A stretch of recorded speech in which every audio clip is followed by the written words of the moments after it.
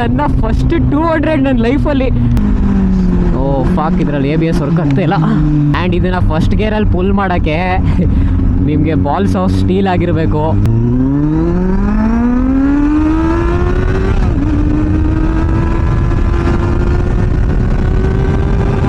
ನಾನು ನನ್ನ ಲೈಫಲ್ಲಿ ಫಸ್ಟ್ ಟೈಮ್ ಓಡಿಸ್ತಾ ಇರೋದ್ರಿಂದ ನನ್ನ ಎಕ್ಸ್ಪೀರಿಯನ್ಸ್ನ ನಾನು ಹೇಳ್ತಾ ಇದ್ದೀನಿ. ನೆಕ್ಸ್ಟ್ ಲೆವೆಲ್ ಇದೆ ಮಾತ್ರ. So how do you do guys, welcome back to my channel, welcome back to another video. First of all thank you so much, ನಿಮ್ಮೆಲ್ಲರಿಗೂ 300 ಸಬ್ಸ್ಕ್ರೈಬರ್ಸ್ ಕಂಪ್ಲೀಟ್ ಆಗಿದೆ. ಸೊ ಇವತ್ತೊಂದು ಸ್ಪೆಷಲ್ ಗಾಡಿ ಇದೆ ನಮ್ಮ ಹತ್ರ. ಹಿಂದೆ ನೋಡ್ತಿರ್ಬೋದು ನೀವು Z800 ನೋಡಿ, ದ ಕವಾಸಾಕಿ Z800. ಇದು ತುಂಬ ನೀವು ಕಮ್ಮಿ ನೋಡಿರ್ತೀರಾ, ಯಾಕೆಂದರೆ ಇದು ಪ್ರೊಡಕ್ಷನಲ್ಲಿ ಇದ್ದಿದ್ದು ತುಂಬ ಕಡಿಮೆ. 2013ಇಂದ 2016ವರೆಗೂ ಅಷ್ಟೇ ಇದ್ದಿದ್ದು. 2017ಗೆ Z900 ಬಂದ್ಬಿಡ್ತು. ಸೊ 3 ವರ್ಷ ಇದು ಪ್ರೊಡಕ್ಷನಲ್ಲಿ ಅಷ್ಟೇ ಇದ್ದಿದ್ದು. ಅದರಿಂದ ಇದನ್ನ ನೀವು ತುಂಬ ಜಾಸ್ತಿ ನೋಡಿರಲ್ಲ. ಆ್ಯಂಡ್ ಇದು ಆಬ್ವಿಯಸ್ಲಿ 800 ಅಂದರೆ 800cc ಆಗಿರುತ್ತೆ. 806cc ಇದೆ ಇದರಲ್ಲಿ. ಆ್ಯಂಡ್ 111 ಹಾರ್ಸ್ ಪವರು ಮತ್ತು 83 Nm ಟಾರ್ಕ್ ಪ್ರೊಡ್ಯೂಸ್ ಮಾಡುತ್ತೆ ಇದು. ನೋಡಿ, ಇಲ್ಲಿ Z800 ಲೋಗೋ ಇದೆ. ಇಲ್ಲೂ ಕೂಡ ನಿಮಗೆ 800 ಲೋಗೋ ಕಾಣಿಸುತ್ತೆ. ಸೀಟಲ್ಲೂ ಎಲ್ಲ Z ಲೋಗೋ ಇದೆ ನಿಮಗೆ. ಸೊ ಈ ಥರ ಇದೆ. ಆ್ಯಂಡ್ ಆಬ್ವಿಯಸ್ಲಿ ಇದು ಒಂದು ಪ್ರೀ ಓನ್ಡ್ ಬೈಕ್ ಆಗಿರೋದ್ರಿಂದ ಹಳೆಯ ಓನರು ಸ್ಟಾಕ್ ಎಕ್ಸಾಸ್ಟ್ನ ಕೊಟ್ಟಿಲ್ಲ. ಇದು ಒಂದು ಫಸ್ಟ್ ಕಾಪಿ ಎಕ್ಸಾಸ್ಟ್ ಆಕ್ರೋಪೋವಿಚ್ದು. ನೋಡಿ, ಟೈಟೇನಿಯಂ ಫಿನಿಷಲ್ಲಿದೆ, ಬಟ್ ಒರಿಜಿನಲ್ ಟೈಟೇನಿಯಂ ಅಲ್ಲ ಅದು. ಏನೂ ಮಾಡೋಕ್ಕಾಗಲ್ಲ. ಸ್ಟಾಕ್ ಎಕ್ಸಾಸ್ಟ್ ಇಲ್ಲದೆ ಇರೋದ್ರಿಂದ ಇದನ್ನೇ ಹಾಕೊಂಡು ಓಡಿಸ್ಬೇಕಾಗಿದೆ ನಾವು. ಸೊ ಕಂಪ್ಲೀಟಾಗಿ ಗಾಡಿ ಬಗ್ಗೆ ನೋಡೋಣ ಬನ್ನಿ ಇವಾಗ.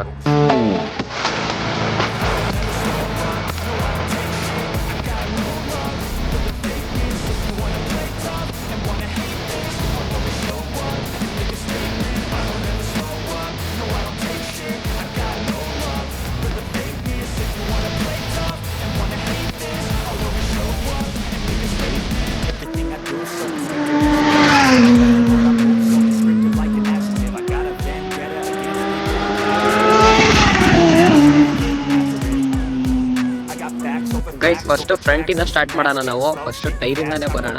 ಇದರಲ್ಲಿ ಫ್ರಂಟ್ ಟೈರ್ ಬಂದು 120/70 ಸೆಕ್ಷನ್ ಟೈರ್ ಬರುತ್ತೆ. ಆ್ಯಂಡ್ ಇದರಲ್ಲಿ ಡುವಲ್ ಡಿಸ್ಕ್ ಬರುತ್ತೆ. ನೀವು ನೋಡ್ತಿರ್ಬೋದು, ಈ ಕಡೆ ಸೈಡು ಡಿಸ್ಕ್ ಇದೆ, ಈ ಕಡೆ ಸೈಡು ಡಿಸ್ಕ್ ಇದೆ. ಡಿಸ್ಕ್ ಸೈಜ್ ಬಂದು 310 mm disc with 4 piston calipers. Nissin braking ಬರುತ್ತೆ. ಕ್ಯಾಲಿಪರ್ಸ್ ಕೂಡ ನಿಸಿನ್ನು, ಮತ್ತು ಇದು ಮಾಸ್ಟರ್ ಸಿಲಿಂಡರ್ ಕೂಡ ನಿಸಿನ್ ಇದೆ. ನೋಡಿ, ಬ್ರ್ಯಾಂಡಿಂಗ್ ಇಲ್ಲಿದೆ ನಿಸಿನ್ದು. ಆಮೇಲೆ ರೇರ್ ಟೈರ್ಗೆ ಬಂದು 180/55 ಸೆಕ್ಷನ್ ಬರುತ್ತೆ. ಲೋ ಪ್ರೊಫೈಲ್ ಟೈರ್ ಇದು. ನೋಡಿ ಎಷ್ಟು ವೈಡ್ ಇದೆ. ನಾನು ಕೈನ ಇಟ್ಟು ತೋರಿಸ್ತೀನಿ ನಿಮಗೆ. ನೋಡಿ ಎಷ್ಟು ವೈಡ್ ಬರುತ್ತೆ. ಆ್ಯಂಡ್ ರೇರ್ ಡಿಸ್ಕ್ ಬಂದು ನಮಗೆ 250 mm ಡಿಸ್ಕ್ ಪ್ಲೇಟ್ ಬರುತ್ತೆ with rear also Nissin calipers. So ಇದು ಫ್ರಂಟು ಹ್ಯಾಲೋಜನ್ ಬರುತ್ತೆ. ಆಮೇಲೆ ಇಂಡಿಕೇಟರ್ಸ್ ಹ್ಯಾಲೋಜನ್ನು. ಹಿಂದ್ಗಡೆ ಟೈಲ್ ಲೈಟ್ ಒಂದೇ LED ನಿಮಗೆ. ನೋಡಿ, ಇದು ಟೈಲ್ ಲೈಟು. ಇಲ್ಲೊಂದು Z, ಉಲ್ಟಾ Z, ಈ ಥರ ಶೇಪಲ್ಲಿದೆ ಟೈಲ್ ಲೈಟು. ಆ್ಯಂಡ್ ಇದು ABS ಮಾಡಲ್ ಬೈಕು. ಕವಾಸಾಕಿ Z800ಅಲ್ಲಿ 2 ಮಾಡಲ್ ಬಂದಿತ್ತು ನಮಗೆ, ನಾನ್ ABS ಮತ್ತು ABS. ಬಟ್ ಇದು ABS ಮಾಡಲು. ನೋಡಿ, ಇಲ್ಲಿ ABS ವೈರ್ ಬಂದಿದೆ, ನೀವು ನೋಡ್ತಾ ಇರ್ಬೋದು. ನೆಕ್ಸ್ಟು ಇನ್ಸ್ಟ್ರೂಮೆಂಟ್ ಕ್ಲಸ್ಟರ್ಗೆ ಬರೋಣ ನಾವು. ಆನ್ ಮಾಡಿದ ತಕ್ಷಣವೇ ಕೀನ ನೋಡಿ, ಇದರಲ್ಲಿ ಸ್ವೈಪಿಂಗ್ ಏನೂ ಇಲ್ಲ. ಇದರಲ್ಲಿ ಬರೋದು LCD ಟ್ರಯಾಂಗುಲರ್ ಟೈಪ್ ಡಿಸ್ಪ್ಲೇ. ನೋಡಿ, ಇಲ್ಲೊಂದು ಸೆಕ್ಷನ್, ಇಲ್ಲೊಂದು ಸೆಕ್ಷನ್, ಇಲ್ಲೊಂದು ಸೆಕ್ಷನ್ ಇದೆ. 3 ಸೆಕ್ಷನ್ ಇದೆ ಇದರಲ್ಲಿ. ಪ್ರತಿಯೊಂದು ಸೆಕ್ಷನ್ ಎಕ್ಸ್ಪ್ಲೇನ್ ಮಾಡ್ಬಿಡ್ತೀನಿ ನಾನು. ಲೆಫ್ಟ್ ಸೆಕ್ಷನಲ್ಲಿ ನಮಗೆ ಇಂಜಿನ್ ಟೆಂಪ್ರೇಚರು, ಓಡೋಮೀಟರ್ ಮತ್ತು ಕ್ಲಾಕ್ ತೋರಿಸುತ್ತೆ. ಮಿಡಲ್ ಸೆಕ್ಷನಲ್ಲಿ ನಮಗೆ ಡೆಡಿಕೇಟೆಡ್ RPM ಇದೆ. ಇಲ್ಲಿ ಮೇಲ್ಗಡೆ ಈಗ RPM ಜಾಸ್ತಿ ಆದಂಗೆ ಹಿಂಗೆ ಹೋಗುತ್ತೆ ಮೇಲ್ಗಡೆಗೆ, ಸಾಕಾದಾಗ ಕಾಣುತ್ತದು. ಮತ್ತು ರೈಟ್ ಸೈಡಲ್ಲಿ ಸ್ಪೀಡೋಮೀಟರು, ಆ್ಯಾವ್ರೇಜ್ ಫ್ಯೂಯಲು ಮತ್ತು ಫ್ಯೂಯಲ್ ಎಷ್ಟಿದೆ ಅಂತ ತೋರಿಸುತ್ತೆ. ಇಷ್ಟಿದೆ. ಮತ್ತು 2 ಬಟನ್ ಇದೆ ನೋಡಿ. ಒಂದು ಓಡೋಮೀಟರ್ ಟ್ರಿಪ್ಪೇರ್ ಇದು ಆಕ್ಸೆಸ್ ಮಾಡೋಕ್ಕೆ, ಮತ್ತು ರೈಟ್ ಸೈಡ್ ಇರೋದು ಆ್ಯಾವ್ರೇಜ್, ಇದು ರೇಂಜು km/ಲೀಟರು, ಮತ್ತು ಇದನ್ನು ರೀಸೆಟ್ ಮಾಡೋಕ್ಕೆ. ಆ್ಯಾವ್ರೇಜ್ ಇದೆಯಲ್ಲ ಇಲ್ಲಿ, ಆ್ಯಾವ್ರೇಜ್ ತೋರಿಸಿದೆ ನೋಡಿ. ಪ್ರೆಸ್ ಮಾಡಿದ್ರೆ ರೀಸೆಟ್ ಆಗುತ್ತೆ. ಆಮೇಲೆ ವಾರ್ನಿಂಗ್ ಸೈನ್ಸ್ ಕೂಡ ಅಷ್ಟೊಂದು ಏನಿಲ್ಲ ನಮಗೆ. ಇಲ್ಲಿ ಲೆಫ್ಟಲ್ಲಿ ಬಂದು ಲೆಫ್ಟ್ ಇಂಡಿಕೇಟರು, ಇಂಜಿನ್ ಲೈಟು ಮತ್ತು ABS ಲೈಟ್ ಇದೆ. ರೈಟಲ್ಲಿ ರೈಟ್ ಇಂಡಿಕೇಟರು, ಹೈ ಬೀಮು ಮತ್ತು ನ್ಯೂಟ್ರಲ್ ಇಂಡಿಕೇಷನ್ ಇದೆ ಅಷ್ಟೇ. ಆ್ಯಂಡ್ ಇದರಲ್ಲಿ ಫ್ಯಾನ್ಸಿ ಫೀಚರ್ಸ್ ಅಂತ ಏನೂ ಸಿಗೋಲ್ಲ ನಿಮಗೆ. ನೋಡಿ, ಕಾಮನ್ ಬೇಸಿಕ್ ಫೀಚರ್ಸ್ ಏನೇನಿದೆ ಅದಿದೆ. ಇದು ಬಂದು ಹಜಾರ್ಡ್ ಸ್ವಿಚ್ಚು, ಇದು high beam, low beam, indicator, horn. Right side ಬಂದು kill switch, self start switch ಅಷ್ಟೇ ಇರೋದು ಇದರಲ್ಲಿ. ನಿಮಗೆ ಬೇಸಿಕ್ ಎಲೆಕ್ಟ್ರಾನಿಕ್ಸ್ ಏನೇನು ಬೇಕೋ ಅದಷ್ಟೇ ಸಿಗೋದು ಇದರಲ್ಲಿ. ನಿಮ್ಮ ಮಾಡರ್ನ್ ಎಲೆಕ್ಟ್ರಾನಿಕ್ಸ್ ಏನೂ ಬರೋಲ್ಲ ಇದರಲ್ಲಿ. ಫಾರ್ ಎಕ್ಸಾಂಪಲ್ ಕ್ವಿಕ್ ಶಿಫ್ಟರು, ಬ್ಲಿಪ್ಪರ್ ಆ ಥರ ಏನೂ ಬರೋಲ್ಲ ಇದರಲ್ಲಿ. ಆ್ಯಂಡ್ ಇವನ್ ನಿಮಗೆ ಸ್ಲಿಪ್ಪರ್ ಕ್ಲಚ್ ಕೂಡ ಇಲ್ಲ ಗುರು ಇದರಲ್ಲಿ. 2013ಇಂದ 2016ಅಲ್ಲಿ ಎಷ್ಟೊಂದು ಬೈಕ್ ಸ್ಲಿಪ್ಪರ್ ಕ್ಲಚ್ ಬಂದಿತ್ತು. ಬಟ್ ಈ ಗಾಡೀಲಿ ಕವಾಸಾಕಿ ಅವರು ಸ್ಲಿಪ್ಪರ್ ಕ್ಲಚ್ನ ಕೊಟ್ಟಿಲ್ಲ. ಆ್ಯಂಡ್ ರೈಟ್ ಸೈಡಲ್ಲಿ ನೀವು ನೋಡ್ತಿರ್ಬೋದು, ಶ್ರೌಡ್ಸ್ ಡಿಸೈನ್ ಇದೆ. ಶ್ರೌಡ್ ಮೇಲೆ Z800 ಅಂತ ಬರೆದಿದೆ, ಕವಾಸಾಕಿ Z800 ಅಂತ. ಟ್ಯಾಂಕ್ ಕೂಡ ಮ್ಯಾಸಿವ್ ಇದೆ ಗುರು, ನೀವು ನೋಡ್ತಿರ್ಬೋದು ಎಷ್ಟು ಅಗಲ ಇದೆ ಟ್ಯಾಂಕ್ನ. ಸೊ ಇದರಿಂದ ನಾವು ತೈನ ಗ್ರಿಪ್ ಮಾಡ್ಬೋದು. ಇದೆಲ್ಲ ಎಕ್ಸ್ಟ್ರಾ ಹಾಕ್ಸಿರೋದು. ಇದೆಲ್ಲ ಸ್ಟಾಕಲ್ಲಿ ಬರೋಲ್ಲ. ಈ ತೈ ಪ್ಯಾಡ್ಸು ಮತ್ತು ಈ ಟ್ಯಾಂಕ್ ಪ್ಯಾಡು ಇದೆಲ್ಲ ಎಕ್ಸ್ಟ್ರಾ ಹಾಕ್ಸಿರೋದು. ಆ್ಯಂಡ್ ಇದರಲ್ಲಿ 95 ಆಕ್ಟೇನೆ ಸಪೋರ್ಟ್ ಮಾಡೋದು. ಇಲ್ಲಿ ಬರೆದಿದೆ ನೋಡಿ 95+ RON ಅಂತ. ಸೊ 95ನೇ ಸಪೋರ್ಟ್ ಮಾಡೋದು. ಆ್ಯಂಡ್ ಇದು E20 ಕಂಪ್ಯಾಟಬಲ್ ಅಲ್ಲ. ಎಷ್ಟು ಅಗ್ರೆಸಿವ್ ಆಗಿ ಕಾಣುತ್ತೆ ಇದು. ಇದಾದಮೇಲೆ Z900 ಬಂದಿದ್ದು, ಇದು ಸಕ್ಸಸರ್ ಆಗಿ. ಬಟ್ ಇದು ಎಷ್ಟೊಂದು ಅಗ್ರೆಸಿವ್ ಇದೆ ನೋಡಿ. ಫ್ರಂಟು ಹೆಡ್ಲೈಟ್ಸ್ ಆಗಿರ್ಬೋದು, ಏಲಿಯನ್ ಥರ ಇದೆ ಹೆಡ್ಲೈಟ್ಸು ಫ್ರಂಟೆಲ್ಲ. ಸೊ ಬನ್ನಿ, ನಿಮಗೆ ಜಾಸ್ತಿ ತಲೆ ತಿಂದೇನೆ ಇವಾಗ ಡೈರೆಕ್ಟು ಓಡ್ಸಕ್ಕೆ ಹೋಗೋಣ. ಇದು ಹ್ಯಾಂಡಲ್ ಬಾರ್ ಸ್ವಲ್ಪ ಬೆಂಡ್ ಐತಲ್ವಾ, ಇದು ಹತ್ರ ಐತೆ, ಇದೊಂಚೂರು ದೂರ ಐತೆ. ಇಲ್ಲಿ ನೋಡು, ಇಲ್ಲಿಂದ ಇದು ನೋಡು, ಇದು ಹತ್ರ ಐತೆ, ಇದೊಂಚೂರು ದೂರ ಐತೆ. ಹಿಂಗಿಲ್ವಾ?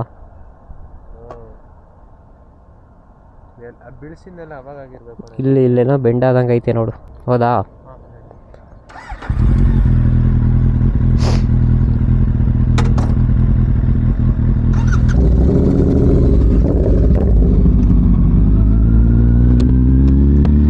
Okay guys, we are on the super bike. ಇದನ್ನು ಸೂಪರ್ ಬೈಕ್ ಅಂತ ಹೇಳೋಕ್ಕಾಗಲ್ಲ, ಇದೊಂದು sports bike, 4 cylinder sports bike.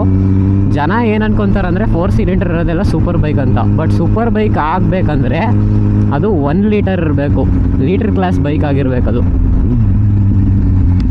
Litre class bike ಅಂದರೆ 1000 cc ಅಂತ ಅರ್ಥ. 1000 cc ಮೇಲೆ ಬರುತ್ತಲ್ಲ, 1200, 1300, ಹಯಾಬುಸಾ 1300 cc ಬರೋದು, ಅದನ್ನೆಲ್ಲ ಹೈಪರ್ ಸ್ಪೋರ್ಟ್ಸ್ ಅಂತಾರೆ. 1000 cc ಇರೋದೆಲ್ಲ ಸೂಪರ್ ಸ್ಪೋರ್ಟ್ ಆಗುತ್ತೆ. ಇದು ಸ್ಪೋರ್ಟ್ಸ್ ಬೈಕ್, ಇದು ನೇಕೆಡ್ ಸ್ಪೋರ್ಟ್. ಇದು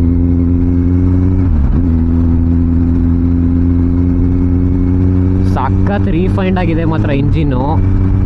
ನಾನು ಬೇರೆ ಯಾವುದು 4 ಸಿಲಿಂಡರ್ ಓಡಿಸೇ ಇಲ್ಲ ನನ್ನ ಲೈಫಲ್ಲಿ. ನಾನು ಫಸ್ಟ್ ಟೈಮ್ ಒಂದು 4 ಸಿಲಿಂಡರ್ ಬೈಕ್ನ ಓಡಿಸ್ತಾ ಇರೋದು ಇವತ್ತು.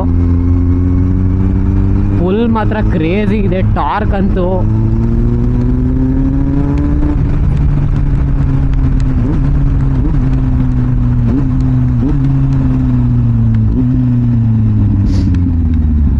Crazy torque guys. ನಿಮ್ಮನ್ನ ಟಾರ್ಕ್ ಅಂತೂ ಯಾವುದೇ ಕಾರಣಕ್ಕೂ ಡಿಸಪಾಯಿಂಟೇ ಮಾಡಲ್ಲ. ಎಲ್ಲ ಗೇರಲ್ಲೂ ಎಂಥ ಫುಲ್ ಇದೆ ಅಂತೀರಾ, ನೀವು ಲೈಫಲ್ಲಿ ಒಂದ್ಸತಿ ಎಕ್ಸ್ಪೀರಿಯನ್ಸ್ ಮಾಡಬೇಕು ಈ ಟಾರ್ಕ್ನ. ನೆಕ್ಸ್ಟ್ ಲೆವೆಲ್ ಇದೆ ಗೈಸ್ ಮಾತ್ರ ಟಾರ್ಕು. ಆ್ಯಂಡ್ ಇದನ್ನು ಫಸ್ಟ್ ಗೇರಲ್ಲಿ ಪುಲ್ ಮಾಡೋಕ್ಕೆ ನಿಮಗೆ ಬಾಲ್ಸ್ ಆಫ್ ಸ್ಟೀಲ್ ಆಗಿರಬೇಕು, ಇಲ್ಲ ಅಂದರೆ ಪಕ್ಕಾ ಓಡ್ಸೋಕ್ಕೆ ಆಗಲ್ಲ. ಎಷ್ಟು ಒಂಥರ ಫಸ್ಟ್ ಟೈಮ್ ನೀವು ಓಡಿಸ್ತಾ ಇದ್ದೀರಾ ಅಂದರೆ ಫುಲ್ಲು ಭಯ ಆಗುತ್ತೆ. ನಾನು ನನ್ನ ಲೈಫಲ್ಲಿ ಫಸ್ಟ್ ಟೈಮ್ ಓಡಿಸ್ತಾ ಇರೋದ್ರಿಂದ ನನ್ನ ಎಕ್ಸ್ಪೀರಿಯನ್ಸ್ನ ನಾನು ಹೇಳ್ತಾ ಇದ್ದೀನಿ ನೋಡಿ. ಒಂದು ಸ್ಮಾಲ್ ಪುಲ್ ಮಾಡ್ತೀನಿ. ಇದರಲ್ಲಿ ಗೇರ್ ಇಂಡಿಕೇಟರ್ ಕೂಡ ಇಲ್ಲ ಗುರು, ಯಾವ ಗೇರಲ್ಲಿ ಇದೆ ಅಂತ ನೋಡೋಕ್ಕೆ. ಫಸ್ಟ್ ಗೇರಿಗೆ ಬಂದೆ ಗೈಸ್ ನಾನು.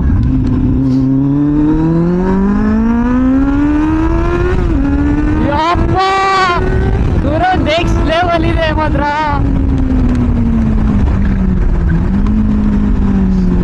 ಫಾಕ್, ಇದರಲ್ಲಿ ABS ವರ್ಕ್ ಆಗ್ತಾ ಇಲ್ಲ. ABS ಲೈಟ್ ಬರ್ತಾ ಇದೆ ನೋಡಿ. ವೀಲ್ ಲಾಕ್ ಆಗಿತ್ತು ಇವಾಗ, ರೇರ್ ವೀಲು. ರಿಸ್ಕೇ ಬೇಡ ಗುರು. ಅಯ್ಯಪ್ಪ, RPM ನೋಡಿ ಸಕ್ಕತ್ತಾಗಿ ಕಾಣುತ್ತೆ ನೋಡಿ. RPMನ ವೈಬ್ರೇಷನ್ನು ಸ್ವಲ್ಪ ಫೀಲ್ ಆಯಿತು ನನಗೆ. 6000 ಆದಮೇಲೆ ನಿಮಗೆ ವೈಬ್ರೇಷನ್ ಫೀಲ್ ಆಗುತ್ತೆ ಸೀಟಲ್ಲೆಲ್ಲ. ಆದರೂ ಸಖತ್ ರಿಫೈನ್ಡ್ ಇದೆ ಗುರು ಇಂಜಿನು. ನೀವು ನಾರ್ಮಲ್ ರೈಡಿಂಗ್ ಮಾಡ್ತೀರಾ ಅಂದರೆ ನೀವು 6000ವರೆಗೂ ಹೋಗೋದೇ ಇಲ್ಲ. ಇದರಲ್ಲಿ 6 ಸ್ಪೀಡ್ ಗೇರ್ ಬಾಕ್ಸ್ ಬರೋದು ನೋಡಿ. 2500 RPM ಅದು ನಾನು 60 ಸ್ಪೀಡಲ್ಲಿ ಹೋಗ್ತಾ ಇದ್ದೀನಿ.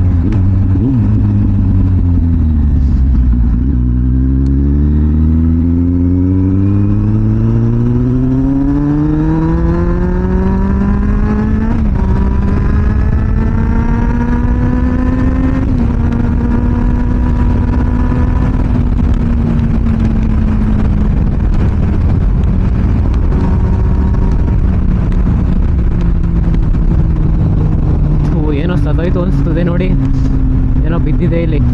ಶಿಟ್ ಮ್ಯಾನ್. ಕ್ಯಾಮ್ರಾ ಕ್ಲಿಯರ್ ಇದೆ, ಕ್ಯಾಮ್ರಾಗೆ ಏನು ತೊಂದರೆ ಇಲ್ಲ.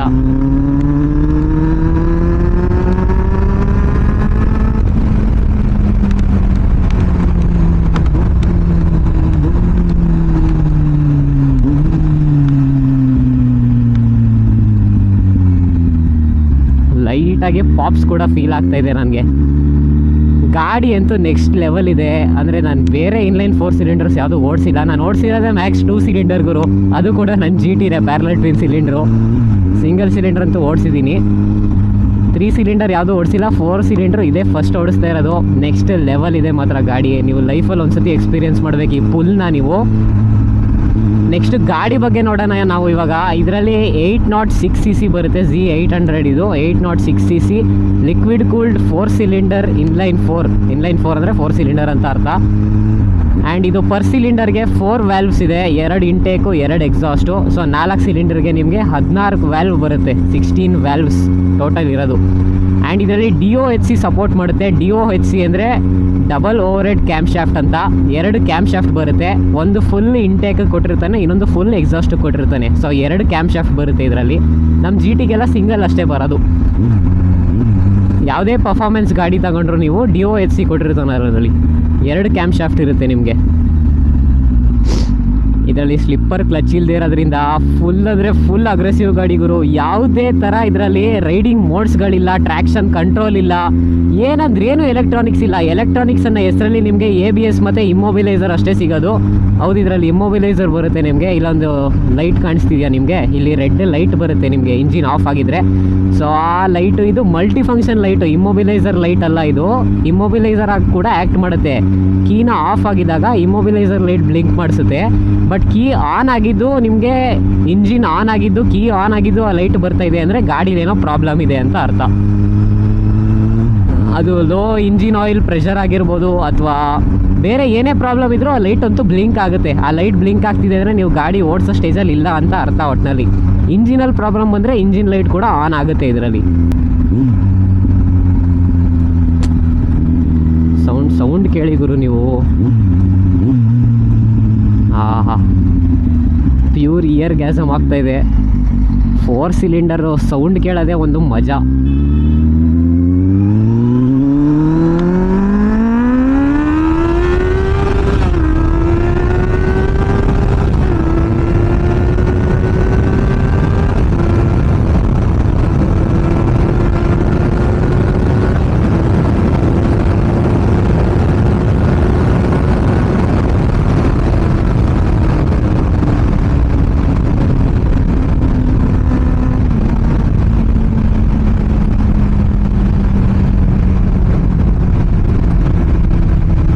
ಯಪ್ಪಾ ಗುರು, ನೆಕ್ಸ್ಟ್ ಲೆವೆಲ್ ಇತ್ತು. ನನ್ನ ಫಸ್ಟ್ 200 ನನ್ನ ಲೈಫಲ್ಲಿ 200 km/h ಹೊಡೆದಿರೋದು ನನ್ನ first time in my life.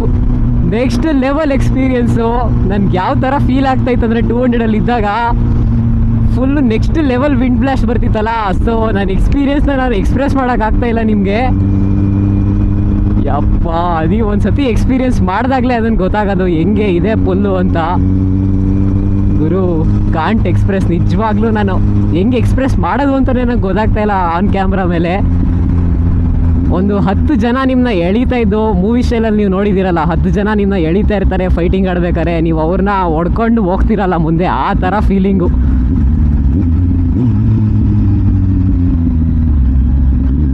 ಇಲ್ಲೇ ಟರ್ನ್ ಎತ್ಕೊಂಡ್ಬಿಡೋಣ. ಸೊ ಫ್ರಂಟ್ ಸಸ್ಪೆನ್ಷನ್ ಬಗ್ಗೆ ಮಾತಾಡೋಣ ನಾವು ಇವಾಗ. ಟನಲ್ ಒಂದ್ಸತಿ ಸೌಂಡ್ ಕೇಳಿಸ್ಕೊಂಬಿಡಿ.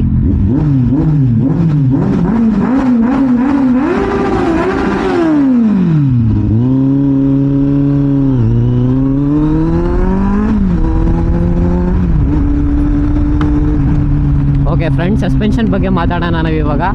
ಫ್ರಂಟ್ ಸಸ್ಪೆನ್ಷನಲ್ಲಿ ನಿಮಗೆ 2 ಅಡ್ಜಸ್ಟ್ಮೆಂಟ್ ಮಾಡ್ಕೋಬೋದು. ಒಂದು ಪ್ರೀಲೋಡು, ಇನ್ನೊಂದು ಕಂಪ್ರೆಷನ್ ಮಾಡೋಕ್ಕಾಗಲ್ಲ, ರೀಬೌಂಡ್ ಮಾಡ್ಬೋದು ಫ್ರಂಟ್ ಸಸ್ಪೆನ್ಷನಲ್ಲಿ. ರೇರ್ ಕೂಡ ಅಷ್ಟೇ. ರೇರು ನಿಮಗೆ ಗ್ಯಾಸ್ ಚಾರ್ಜ್ ಸಸ್ಪೆನ್ಷನ್ ಬರುತ್ತೆ ಸಿಂಗಲ್ಲು ಮೋನೋಶಾಕ್ಸು. ಅದು ಕೂಡ ನಿಮಗೆ ಕಂಪ್ರೆಷನ್ ಅಡ್ಜಸ್ಟ್ ಮಾಡ್ಕೊಳ್ಳೋಕ್ಕಾಗಲ್ಲ, ರೀಬೌಂಡ್ ಮತ್ತು ಪ್ರೀಲೋಡ್ ಎಡ್ಜು ಅಡ್ಜಸ್ಟ್ ಮಾಡ್ಕೊಬೋದು.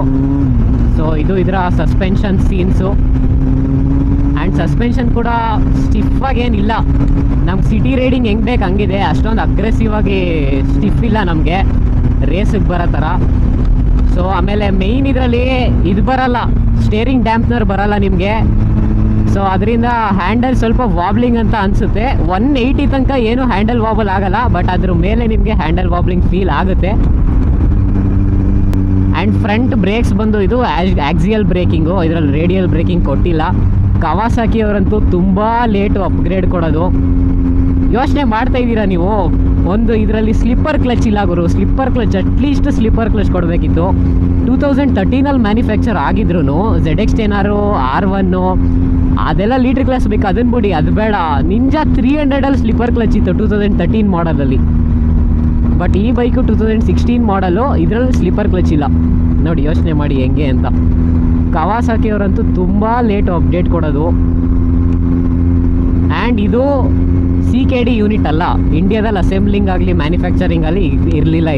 ಇದು complete CB unit, completely built-up unit. ಇದು ಡೈರೆಕ್ಟ್ ಜಪಾನಿಂದ ಏನಿದೆ ಅಲ್ಲಿಂದನೇ ಇಂಪೋರ್ಟ್ ಆಗಿರೋದು ಇಂಡಿಯಾಗೆ. ಸೊ ಅದರಿಂದ ಇದು ಸ್ವಲ್ಪ ಎಕ್ಸ್ಪೆನ್ಸಿವ್ ಆಗಿತ್ತು ಆ ಟೈಮಲ್ಲಿ. 8 lakhs ಇತ್ತು ಎಕ್ಸ್ ಶೋರೂಮ್ ಪ್ರೈಸ್ ಇದ್ರದ್ದು 2013 2016ವರೆಗೂ.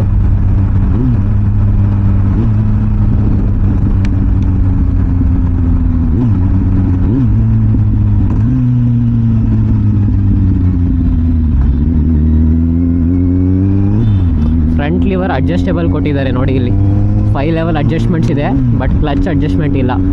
ಇವ್ರು ಏನಕ್ಕೆ ಹಿಂಗೆ ಮಾಡ್ತಾರೆ ಅಂತ ನನಗೆ ಗೊತ್ತಾಗಲ್ಲ. ಮೆಜಾರಿಟಿ ರೈಡರ್ಸ್ ಯಾರು ಬ್ರೇಕ್ನ ಅಡ್ಜಸ್ಟೇ ಮಾಡಲ್ಲ ಅವ್ರ ಲೈಫಲ್ಲಿ. ಕ್ಲಚ್ ಆದರೆ ಅಡ್ಜಸ್ಟ್ ಮಾಡ್ಕೊತಾರೆ, ಯಾಕೆಂದರೆ ಕ್ಲಚ್ಚು ಟೈಟ್ ಇರುತ್ತೆ ಎಳಿಯೋಕ್ಕೆ. ಸೊ ಅದರಿಂದ ಅವರು ಹ್ಯಾಂಡ್ ಸೈಜ್ ಪ್ರಕಾರ ಕ್ಲಚ್ನ ಅಡ್ಜಸ್ಟ್ ಮಾಡ್ಕೊತಾರೆ. ಬಟ್ ಬ್ರೇಕ್ಸ್ನ ಅಷ್ಟೊಂದು ಯಾರು ಮಾಡಲ್ಲ, ಅಂದರೆ ನಾನು ನೋಡಿಲ್ಲ ಮಾಡೋದನ್ನ. ನನಗೂ ಅದು ಏನು ಪ್ರಾಕ್ಟಿಕಲ್ ಅನಿಸಲ್ಲ. ಕೊಟ್ಟರೆ ಕ್ಲಚ್ ಅಡ್ಜಸ್ಟ್ಮೆಂಟ್ ಕೊಡಬೇಕು ಬ್ರೇಕ್ಗಿಂತ. ಎನಿವೇಸ್, ಗಾಡಿ ಪ್ರೀ ಓನ್ಡ್ ಆಗಿರೋದ್ರಿಂದ ಸ್ವಲ್ಪ ಖರ್ಚುಗಳಿದೆ ಗಾಡೀಲಿ. ಫ್ರಂಟ್ ಟೈರ್ನ ಚೇಂಜ್ ಮಾಡಿಸ್ಬೇಕು, ಆಮೇಲೆ ಬ್ರೇಕ್ ಪ್ಯಾಡ್ಸ್ ಇನ್ನೂ ಬರುತ್ತೆ, ತೊಂದರೆ ಇಲ್ಲ. ಸ್ವಲ್ಪ ಸರ್ವಿಸ್ ಅದು ಇದು ಸ್ವಲ್ಪ ಖರ್ಚುಗಳಿದೆ, ಅವೆಲ್ಲ ಮೈನರ್ ಏನಿಲ್ಲ, ಮಾಡಿಸ್ಕೊಬೋದು. ಗಾಡಿ ಅಂತೂ ನೆಕ್ಸ್ಟ್ ಲೆವೆಲ್ ಇದೆ ನೋಡಿ. ಯಪ್ಪ, ನೆಕ್ಸ್ಟ್ ಲೆವೆಲ್ ಪಿಕಪ್ ಎತ್ಕೊತ ಇದೆ ತಾನೇ. ನಿಮಗೆ ಕ್ಯಾಮ್ರಾದಲ್ಲಿ ಫೀಲ್ ಆಗ್ತಿದೆ ಇಲ್ವ ನಂಗೆ ಗೊತ್ತಾಗ್ತಿಲ್ಲ.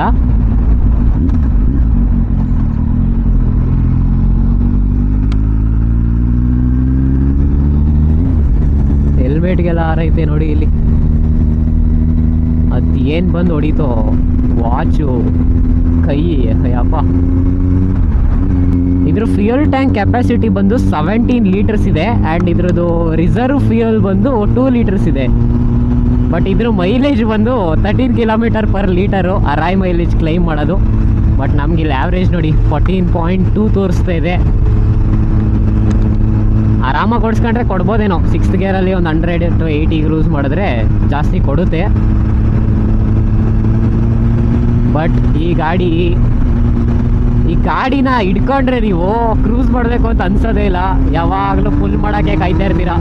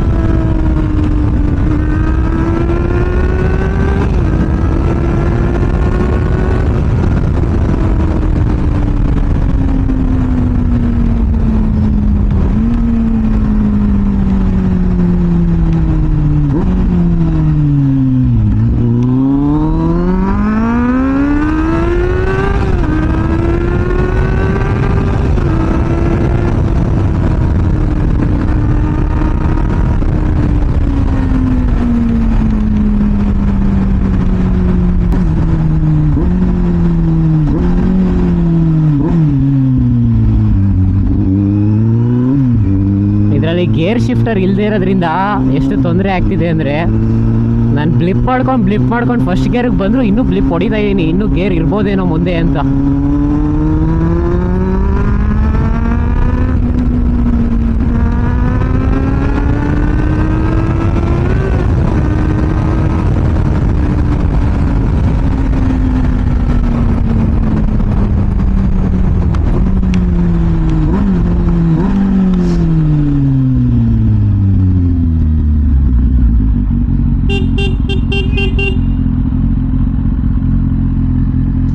ಹಾರ್ನ್ ಅಷ್ಟೊಂದು ಏನು ಜೋರಿಲ್ಲ, ಇನ್ನೂ ಇರಬೇಕಿತ್ತು.